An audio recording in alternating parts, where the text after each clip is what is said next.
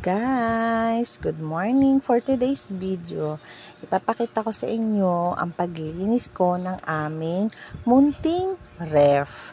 Pagpasensyahan nyo na, second hand na lang po kasi namin nabili yan, kaya medyo may mga stain na.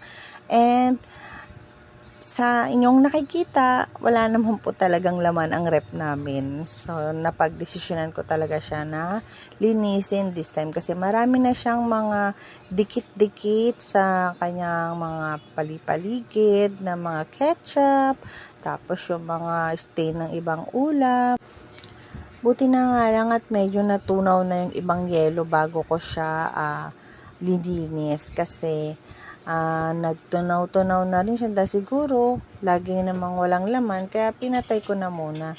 So ngayon makikita niyo kung paano ko siya linisin. So ayan, punas-punas lang naman tayo guys.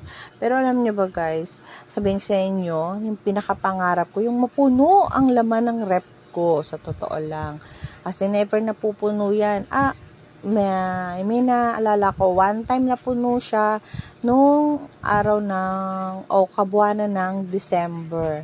Kasi nakakuha ang asawa ko ng gift check na ginamit namin para mag-grocery. Tapos yan, napuno siya. Pero one time lang yun. Never naman na ulit na yun. Yun ang pangarap ko lagi na mapuno ang laman ng ref kasi may mga anak akong machichiba. Kahit ang papayat ng mga yan, ang chichiba ng mga yun. So, ayan, nakikita nyo ang laman ng ref ko. Ayan, daing. Tapos may tuyo. Tapos may isang pakpako na spaghetti doon. Meron din akong half kilo ng pansit. So, pag nagkaroon ng time na makapagluto, yan, naka-ready naman na sila.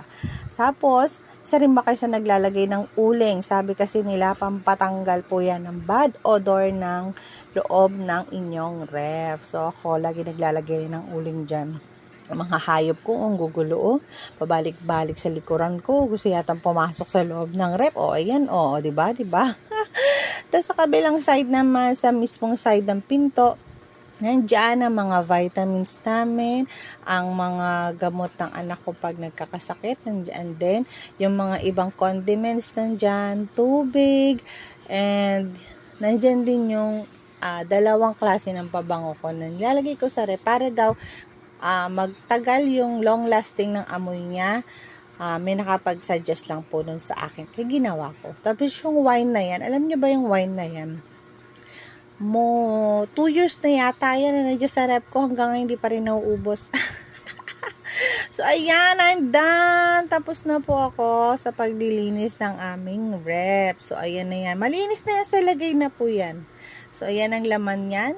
Yan, diba? Yun yung uling ko, doon sa dulo. Ayan. So, mukha naman na siyang malinis. Yan yung pinakamalinis yan, guys,